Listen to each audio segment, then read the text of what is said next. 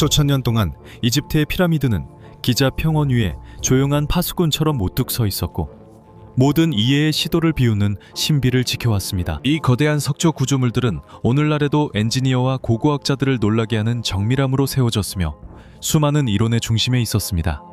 왕의 무덤, 천문 관측소, 선전의 기념물, 혹은 잊혀진 문명의 유물. 하지만 수세기에 걸친 연구, 발굴, 그리고 추측에도 불구하고 그들의 가장 깊은 비밀은 여전히 묻혀 있으며 영원히 풀리지 않을 것 같은 수수께끼로 남아 있습니다. 하지만 이 모든 것이 변화할 수 있습니다. 카리스마 있고 논란이 많은 교수 코라도 말랑가가 이끄는 이탈리아 연구팀이 전 세계를 뒤흔든 발견을 발표했기 때문입니다. 복잡하게 얽힌 지하 구조물의 미로, 진정한 숨겨진 도시가 기자 평원 아래에 감춰져 있으며 수 킬로미터에 걸쳐 수평으로 뻗어 있고 수백 미터 깊이로 내려갑니다. 땅속 깊은 곳으로 이어지는 어두운 우물들과 살아있는 유기체의 혈관처럼 얽혀있는 구불구불한 통로들이 있습니다. 거의 비현실적인 정밀함으로 암석을 파내어 만든 완벽한 기하학적 구줄의 방들이 있습니다. 이곳은 SF 영화의 세트장이 아니라 손에 잡힐 듯한 현실처럼 보입니다. 혁신적인 기술 덕분에 표면 너머 그 누구도 들어가 본 적 없는 곳까지 볼 수 있게 되었기 때문입니다. 이쯤에서 자연스럽게 한 가지 질문이 떠오릅니다. 이 비밀스러운 세계를 만든 사람은 누굴까요? 그리고 왜 수천 년 동안 탐험가, 과학자, 보물 사냥꾼들의 눈을 피해 숨겨져 있었던 걸까요? 놀라운 여행을 준비하세요. 여러분을 오래도록 기억될 발견의 깊숙한 곳으로 이끌 탐험이 곧 시작됩니다. 본격적으로 시작하기 전에 항상 그렇듯 저희 채널을 구독해 주시면 저희의 작업에 큰 힘이 되고 앞으로 올라올 영상도 놓치지 않으실 수 있습니다. 말씀드린 대로 이 혁명의 중심에는 코라도 말랑가라는 눈에 띄는 인물이 있습니다. 피사대학교 유기화학 전직 교수인 말랑가는 기존의 틀을 깨는 접근 방식과 전통적인 지식의 한계를 뛰어넘는 능력으로 잘 알려져 있습니다. 수십 년 동안 그는 인간의식에 대한 연구에서 UFO 조사, 양자물리학과 초자연적 형성을 결합한 이론에 이르기까지 과학과 미스터리의 경계에 있는 주제들을 탐구해왔습니다. 대담한 아이디어로 학계의 비판을 자주 받았지만 말랑가는 언제나 뛰어난 두뇌를 보여주었습니다. 그는 채워지지 않는 호기심을 가지고 있으며 이러한 자질 덕분에 다양한 분야의 전문가들과 협력하여 자신의 통찰력을 구체적인 프로젝트로 발전시킬 수 있었습니다.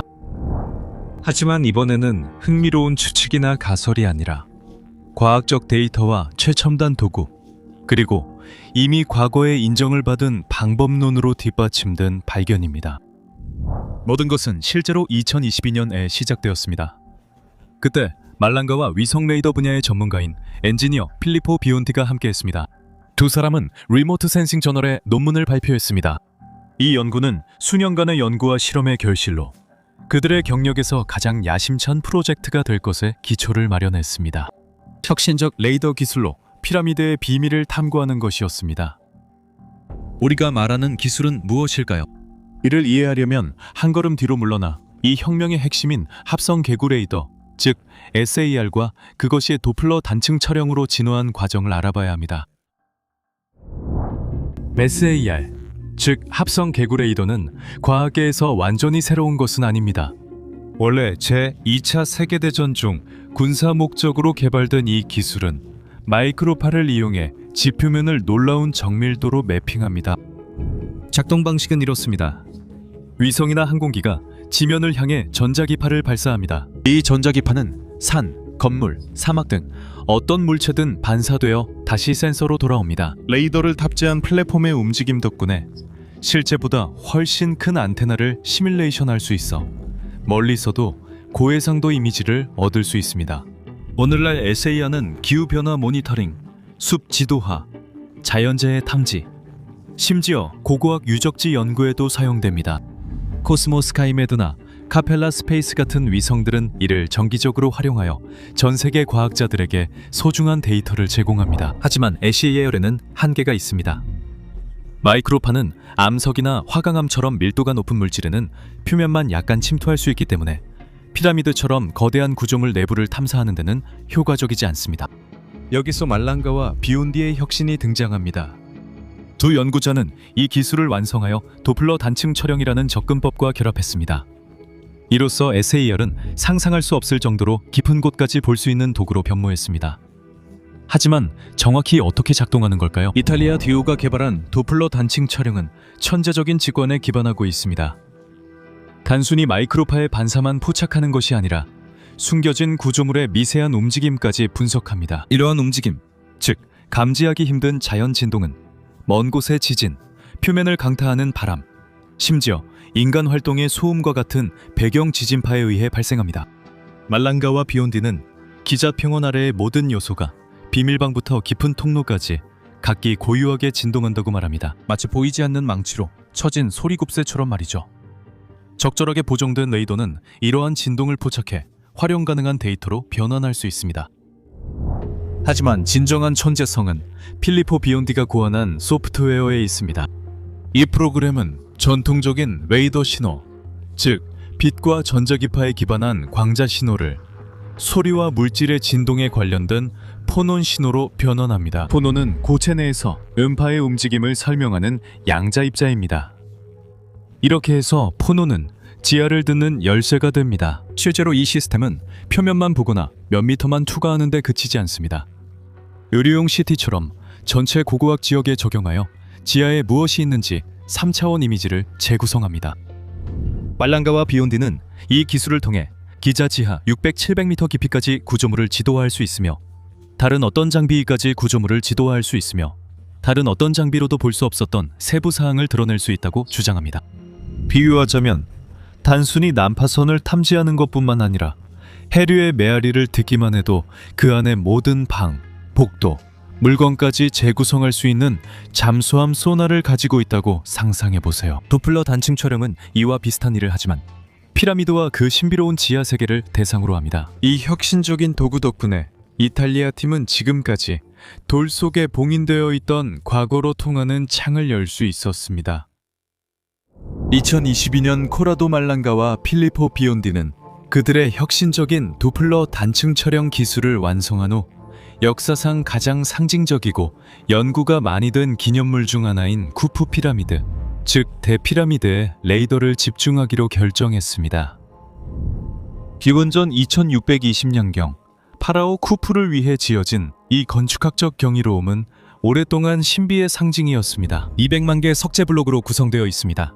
원래 높이 146.5m와 1000분의 1도 오차 없는 정밀한 방위 정렬로 인해 이 피라미드는 수많은 학자들을 매료시켜 왔습니다. 하지만 수세기에 걸친 탐험, 초기 무덤 도굴꾼들부터 현대의 과학적 발굴에 이르기까지 그 내부의 대부분은 여전히 어둠에 쌓여 있습니다.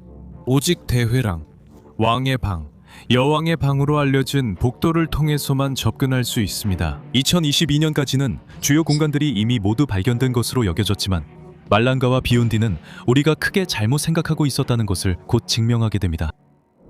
2022년에 시작된 레이더 스캔은 피라미드 내부에 숨겨진 세계, 복잡하게 얽힌 복도와 방들의 체계를 밝혀내며 기존의 모든 이론을 뒤엎었습니다. 가장 놀라운 발견 중 하나는 약 9m 길이의 좁은 통로로 대회랑 위에 떠있는 구조입니다. 이 통로는 외부에서는 보이지 않고 이전에는 한 번도 기록된 적이 없으며 매끄러운 벽과 기하학적으로 정렬된 구조로 거대한 석재블록 사이를 구불구불 이어집니다. 이는 의도적으로 설계된 것임을 시사합니다. 이것은 단순한 우연한 빈 공간이 아닙니다. 그 규칙적인 구조와 전략적인 위치는 이 통로가 특정한 목적, 어쩌면 비밀 통로로서의 역할이나 더 복잡한 시스템의 일부였을 가능성을 시사합니다. 하지만 이것은 시작에 불과했습니다. SAR로 얻은 3차원 이미지는 피라미드 내부에 서로 다른 층에 배치된 더 넓은 방들의 네트워크가 있음을 보여주었습니다. 이 방들은 놀라울 정도로 완벽한 기하학적 형태, 즉 뚜렷한 각을 가진 직사각형과 정사각형으로 특징지어지며 피라미드가 단순한 영묘나 상징적인 기념물이었다는 생각에 도전하는 듯합니다. 이 중 일부 빈 공간은 이전에는 상상도 못했던 깊이의 위치에 있어 쿠프 피라미드의 내부 구조가 우리가 생각했던 것보다 훨씬 더 복잡하다는 것을 시사합니다. 말랑가는 이 방들이 더 작은 통로들로 서로 연결되어 있다고 설명했으며 그중 일부는 공기를 운반하는 통로로 사용됐을 가능성이 있다고 했습니다. 이 통로들 중 일부는 소리 진동을 증폭하고 방향을 조절했을 수 있습니다. 교수에 따르면 쿠프 피라미드는 파라오의 시신을 보관하는 단순한 용기가 아니라 아직 우리가 완전히 이해하지 못하는 목적을 위해 소리의 양자입자인 폰온을 활용하도록 설계된 살아있는 건축장치였습니다. 이 첫 번째 발견의 세부 사항을 더 알고 싶은 분들을 위해 저희 채널에 전체 영상을 준비했습니다. 그 영상에서는 2022년의 결과와 이 고고학적 혁명의 의미를 한 단계씩 분석합니다. 여러분께 그 영상을 시청하며 이 흥미로운 역사에 더 빠져보시길 권합니다. 말랑가와 비운디의 발견은 고립되지 않았습니다. 이들의 결과에 신뢰성을 더해준 것은 2015년 시작된 국제 프로젝트 스캔 피라미드였습니다. 이 프로젝트는 비침습적 기술로 기자의 피라미드 탐사를 위해 시작됐습니다. 이 프로젝트는 뮤온 탐지 기술을 활용했습니다. 뮤온은 우주에서 오는 입자로 물질을 통과해 재료 밀도와 상호작용하며 숨겨진 공간을 밝혀냅니다. 스캔 피라미드 팀은 대외랑 위쪽에서 그랜드 보이드로 알려진 큰 빈 공간을 발견했습니다. 이 약 30m 길이의 빈 공간은 고고학자들에게 큰 놀라움이었지만 그 용도와 접근 방법은 여전히 미스터리로 남아 있습니다. 2022년에 말랑가와 비운디의 데이터가 뮤온 스캔 결과와 놀랍게도 일치했습니다. SAR로 확인된 9m의 공간은 바로 그랜드 보이드와 일치하는 위치에 있어 두 팀이 서로 다른 관점에서 같은 공간을 탐지했음을 시사합니다. 이러한 일치는 도플러 단층 촬영의 신뢰성을 높였으며 이탈리아 기술이 단순히 작동할 뿐만 아니라 다른 첨단 과학적 방법들과도 통합될 수 있음을 보여주었습니다. 하지만 의견은 여전히 분분합니다. 어떤 이들에게는 이것이 단순한 행운의 일치일 뿐이지만 다른 이들에게는 우리가 마침내 표면을 파고들기 시작했다는 증거입니다. Mistero molto più grande. 우리가 곧 보게 되겠지만 2022년 쿠프왕 피라미드에서의 성공은 단지 첫걸음에 불과했습니다. 열정과 호기심에 이끌려 말랑가와 비온디는 그들의 활동 범위를 넓히기로 결정했고 특별한 세 번째 협력자를 영입했습니다. 아르만도 메이는 언론인이자 역사학자, 열정적인 이탈리아 출신 이집트 학자입니다. 세 사람은 함께 레이더를 피라미드 내부뿐만 아니라 기자 고원 전체의 지하로 향했습니다. 이곳은 암석으로 이루어진 고원입니다. 세계의 거대한 피라미드, 즉 쿠프, 카프라, 미케리노와 스핑크스가 있는 곳으로 수세기 동안 이집트 문명의 심장부로 여겨져온 지역입니다. 2025년 3월에 발표된 이 새로운 연구 단계는 양자 도약과도 같은 발전이었습니다. 이제는 개별 구조물 탐사가 아니라 피라미드 경계를 넘어 확장된 지하 네트워크 전체를 지도화하는 것입니다. 이 놀라운 발견의 세부 사항에 들어가기 전에 잠시 뒤로 돌아가 볼 필요가 있습니다. 2025년 3월에 발표된 이 연구는 큰 반향을 일으켰지만 아직 동료 평가를 거친 과학 저널에 게재되지는 않았습니다. 말랑가와 그 팀은 향후 몇 달 안에 원시 데이터와 심층 분석이 포함된 자세한 논문을 발표하겠다고 약속했습니다. 하지만 이러한 공식적인 검증의 부재는 비판을 더욱 부추겼습니다. 일부는 연구자들을 선정주의라고 비난하고 다른 이들은 그들의 주장이 과학계에서 검증될지 의문을 제기합니다. 이러한 이의 제기가 정당할 수 있지만 2025년에 발표된 연구는 실제로 과학적 근거를 가지고 있다는 것도 사실입니다. 2022년에 사용된 동일한 방법론을 사용하며 해당 연구는 과학 저널 리모트 센싱에 게재되었습니다. 따라서 이 연구가 아직 발표되지 않았다는 것은 사실이지만 사용된 기술은 이미 알려져 있고 그 유효성은 이전 논문에서 검증되었다는 것도 사실입니다. 일부 비평가들은 또한 리모트 센싱을 겨냥해 이 저널이 엄격한 심사 없이 논문을 게재하고 오로지 게재료를 받기 위해 운영되는 약탈적 학술지라고 비난했습니다. 여기서 명확히 해야 할 점이 있습니다. 오픈 액세스 저널의 논문 게재 시 저자에게 비용이 발생하고 논문이 많을수록 출판사 수익도 증가합니다. 하지만 이것은 모든 오픈 액세스 저널에 공통적으로 적용되는 메커니즘이지 리모트 센싱만의 의심스러운 특징은 아닙니다. 그렇다면 우리는 정말로 이 저널을 신뢰할 수 없는 저널이라고 정의할 수 있을까요? 숫자만 보면 그렇지 않은 것 같습니다. 리모트 센싱은 아직도 스코퍼스, 웹 오브 사이언스 등 권위 있는 학술 데이터베이스에 등재되어 있으며 높은 임팩트 팩터와 인용 횟수를 자랑합니다. 즉, 이 저널은 해당 분야에서 정당하고 인정받는 저널입니다. 이 논쟁에 대해 오래 이야기할 수도 있고 과학 저널에 실리는 논문의 신뢰성 여부에 대해 논의할 수도 있습니다. 그리고 이것은 명성이 높고 의심받지 않는 저널들까지도 포함하게 될 것입니다. 하지만 지금은 계속 진행하며 자문해보고 싶습니다. 논란을 제외하고 말랑가와 비욘디의 기법이 정말 작동하는지 아니면 그저 허상인지요. 자신들의 발견에 대한 비판과 회의론에 직면한 말랑가, 비욘디, 그리고 메이는 세상을 설득하기 위해서는 레이더 영상만으로는 부족하다는 것을 알고 있었습니다. 도플러 단층 촬영은 아무리 혁신적이라 해도 의심의 여지 없이 그 신뢰성을 입증해야 했습니다. 그래서 팀은 아주 간단하면서도 기발한 접근법을 생각해냈습니다. 이미 잘 알려진 지하 구조물, 즉 형태와 크기, 위치가 완벽하게 알려진 장소에서 그들의 기술을 시험해보기로 한 것입니다. 만약 이 시스템이 이러한 장소들을 정확하게 지도화할 수 있다면 그것은 기술의 타당성을 입증하는 확실한 증거가 되어 비판자들을 잠재우고 새로운 탐사의 길을 열어줄 것이었습니다. 첫 번째 시험 무대는 산고타르도 터널이었습니다. 이 거대한 공사는 거의 20년에 걸친 작업 끝에 2016년에 개통되었습니다. 스위스 알프스에 위치한 이 철도 터널은 57km에 걸쳐 뻗어 있으며 세계에서 가장 길고 깊은 터널로 산 표면 아래 2450m까지 내려갑니다. 터널망, 환기구, 지하역을 갖춘 산 고타르도 터널은 완벽하게 지도화되고 문서화된 현대공학의 걸작입니다. 이탈리아 팀의 레이더 스캔은 구조물의 3차원 이미지를 제공하여 그 윤곽을 놀라울 정도로 선명하게 추적했습니다. 말랑가 팀이 제시한 데이터는 공식 지도와 일치하는 것으로 보이며 도플러 단층 촬영이 암석층을 밀리미터 단위의 정밀도로 투과해 볼 수 있음을 입증했습니다. 마지막으로 팀은 그란 사소 산궤에 레이더를 겨냥했습니다.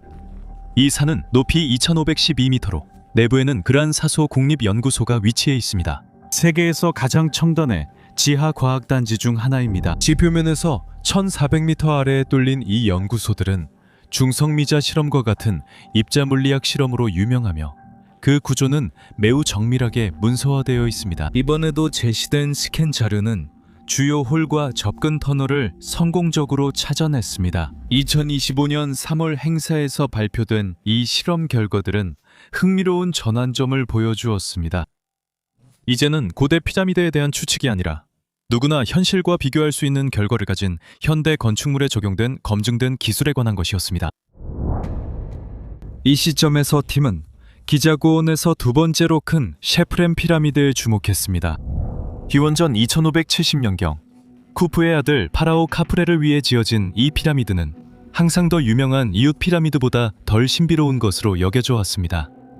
한 변의 길이가 215m이고 원래 높이는 143m에 달합니다. 카프레 피라미드는 상단에 아직 남아있는 흰색 석회암 멜장으로 유명하며 이로 인해 장엄하고 거의 초월적인 분위기를 자아냅니다. 고고학자들은 이 피라미드를 비교적 단순한 구조로 설명합니다. 북쪽 정면에 두 개의 입구가 있으며 이 입구들은 붉은 화강암 석관이 있는 매장실로 이어집니다. 이 석관은 1818년 이탈리아 탐험가 조반니 벨초니가 발견했으며 암석을 파서 만든 작은 하부방으로도 연결됩니다. 수세기 동안 이 피라미드는 특별한 빈 공간이 없는 기념비적인 무덤, 너무 많은 수수께끼 없이 건축적 완벽함의 예로 여겨져 왔습니다. 하지만 애쉬의 열은 완전히 다른 이야기를 들려주었습니다. 2025년에 도플러 단층 촬영으로 얻은 영상들은 실제로 이 이야기를 완전히 뒤집는 충격적인 힘을 보여주었습니다. 케프렘 피라미드는 단단한 거석과는 거리가 멀고 내부에 놀라울 정도로 복잡한 세계를 숨기고 있습니다. 세계적으로 가장 놀라운 발견 중 하나는 5개의 거대한 수직 구조물로 그 모양이 제타자를 닮아 제드라고 명명되었습니다. 이 거대한 구조물들은 수십 미터 높이에 이르며 석회암 기반에 우연히 생긴 단순한 빈 공간이 아닙니다. 반대로 이 구조물들은 대피라미드의 왕의 방 위에 있는 구조물, 즉 고고학자들이 하중 경감실이라고 부르는 공간의 건축 양식을 놀라울 정도로 정확하게 닮았습니다. 피라미드 전체가 하나의 중심 구조물을 기준으로 세워진 것과 같습니다. 숨겨진 비밀스러운 심장부로 이 전체 기념물의 의미와 기능을 근본적으로 재정의할 수 있는 곳입니다. 하지만 놀라움은 여기서 끝나지 않습니다. 제드에서 수직 통로들이 뻗어나가는데 이 통로들은 이미지에서 피라미드 아래 땅을 뚫고 지나가는 뚜렷하고 연속적인 선으로 보입니다. 이 중 일부 관들은 아찔할 정도로 깊은 곳까지 내려가며 지표면 아래 648m까지 이릅니다. 이 수치는 고대 이집트 왕조의 공학에 대한 모든 지식을 뛰어넘는 것입니다. 그리고 피라미드 기저에서 80m 이상 아래에는 레이더 데이터가 각각 한 변이 80m로 추정되는 두 개의 거대한 입방체 구조물을 발견했습니다. 대칭적으로 배치되어 있고 지하로 뻗어 있는 추가관들로 연결된 이 구조물들은 미스터리입니다. 자연적으로 생긴 공간은 아닌 것 같습니다. 이 구조물들의 기하학적인 규칙성, 곧은 가장자리, 완벽한 각도는 인공적인 개입을 시사합니다. 이 발견의 중요성을 이해하려면 역사적인 세부 사항에 주목해야 합니다. 기자 고원은 수백만 년 전에 형성된 석회암 고원 위에 위치해 있는데 그 당시 이 지역은 고대 바다에 잠겨 있었습니다. 이 기반암은 자연적으로 생긴 공동으로 유명하지만 연구팀이 발견한 것은 우연의 산물이 아닙니다. 탐지된 구조물들은 가공의 흔적, 대칭성, 그리고 고도의 공학을 연상시키는 조직적인 배열을 보여줍니다. 일부 전문가들은 이 깊은 곳이 이집트 왕조 이전의 문명에 의해 이용되었을 가능성이 있다고 추측합니다. 아마도 사하라 사막의 기후가 더 온화했던 훨씬 더 오래된 시기에 그랬을지도 모릅니다. 케프렘 피라미드 아래에서의 스캔 결과가 발표된 직후 이 놀라운 발견 소식은 순식간에 전 세계로 퍼져나갔고 수많은 언론사들이 이 소식을 보도했습니다. 예상대로 이 발견은 전문가들과 대중 사이에서 뜨거운 논쟁을 불러일으켰습니다. 피라미드에 대한 고전적 해석을 고수하는 전통적인 이집트 학자들은 회의의 벽을 세웠고 반면에 다른 한편에서는 많은 지지자들이 이 데이터를 통해 곧 혁명이 일어날 것이라고 보고 있습니다. 이 혼란의 한가운데에서 대담하면서도 매혹적인 가설이 등장했습니다. 기자, 지하에 있는 도시가 고대 이집트의 신화적인 장소인 전설의 아멘티일 수도 있다는 것입니다. 이집트의 경전인 사자의 서와 오시리스 신과 관련된 신화에 따르면 아멘티는 저승의 왕국이었습니다. 저 세상의 차원에서 죽은 파라오들은 신들과 접촉하며 불멸을 얻었습니다. 하지만 그것은 영적인 내세가 아니라 땅 아래 숨겨진 방과 복도로 이루어진 물리적 장소로 최고 입문자만 접근할 수 있는 곳으로 묘사됐습니다. 일부 학자들은 아멘티가 왕가의 계곡에 있는 무덤들의 은유라고 생각하지만 다른 이들은 그것이 시간에 잊혀진 실제 구조물을 가리키는 것일 수 있다고 계속 주장해왔습니다. 결국 우리는 문제의 핵심에 이릅니다. 이 모든 것이 우리가 과거를 이해하는데 어떤 의미가 있을까요? 만약 말랑가, 비온디, 메이의 데이터가 정확하다면 아니면 일부만 정확하더라도 그리고 다른 추론들이 스캔의 잘못된 해석에서 비롯된 것이라 하더라도 이 발견은 기자의 피라미드가 단순히 고립된 기념물이 아니라 빙산의 일각일 수 있다는 점을 결정적으로 밝혀줄 수도 있습니다. 이것은 이집트 문명에 대한 모든 확신을 뒤흔드는 지하 세계로의 입구이며 더 넓게는 인류의 역사에 대한 확신마저도 도전하는 것입니다. 고대 이집트인들은 구리 도구와 나무 썰매만으로는 거의 1km에 달하는 깊이까지 그렇게 정교한 공학적 정밀도로 굴을 팔 수 없었을 것입니다. 그래서 우리는 이런 질문을 합니다. 그렇다면 도대체 누가 한 것일까요? 아마도 나부타플라야처럼 선왕조 시대의 어떤 문화였을까요? 이미 7000년 전 에도별과 정렬된 돌로 원을 만들었던 그런 문화 말입니다. 아마도 기후변화나 재해로 사라진 잃어버린 문명이었을까요? 분명히 질문은 점점 더 많아집니다. 이 지하 도시는 도대체 무엇을 위해 사용된 것일까요? 홍수나 전쟁을 피하기 위한 피난처였을까요? 아니면 지구의 진동을 이용한 에너지 단지였을까요? 혹은 파라오들이 초월을 추구했던 성소였을까요? 아멘티의 신화에서 전해지듯이 말입니다. 지상에 세워진 피라미드는 단지 겉모습, 통제 시스템, 혹은 아래에 있는 것에 접근하기 위한 인터페이스였을지도 모릅니다. 만약 그렇다면 왜 이 세계는 묻히고 잊혀졌을까요? 그것이 의도적인 행위였을까요? 권력을 지키기 위해 사제나 엘리트들이 비밀을 지켰던 것일까요? 아니면 단순히 시간과 모래의 침식으로 인한 결과였을까요? 이 발견은 우리로 하여금 이집트뿐만 아니라 모든 고대 문명을 다시 평가하게 만듭니다. 터키의 그베클리 테페에 거석대 기원전 9600년으로 추정되는 그 유적이나 일본의 요나구니에 잠긴 유적들을 생각해 봅시다. 우리가 고도의 기술 수준에 처음 도달한 존재가 아닐 수도 있습니다. 어쩌면 우리 행성의 표면 아래에는 잊혀진 인류, 과학과 신화가 하나였던 시대의 증거가 잠들어 있을지도 모릅니다. 그 의미는 아찔할 정도로 큽니다. 우리가 알고 있는 역사는 지구 깊숙한 곳에 숨겨진 훨씬 더 거대한 진실의 한 조각에 불과할지도 모릅니다. 이쯤에서 여러분의 의견이 정말 궁금합니다. 여러분의 생각을 댓글로 남겨주세요. 저희는 이 매혹적인 발견의 진행 상황을 계속해서 지켜볼 것입니다. 영상이 마음에 드셨고 저희의 활동을 응원하고 싶으시다면 채널 구독을 잊지 마세요. 여러분의 응원이야말로 저희가 지식의 한계에 도전하는 여정을 계속할 수 있는 가장 중요한 힘입니다. 다음 이야기에서 만나요.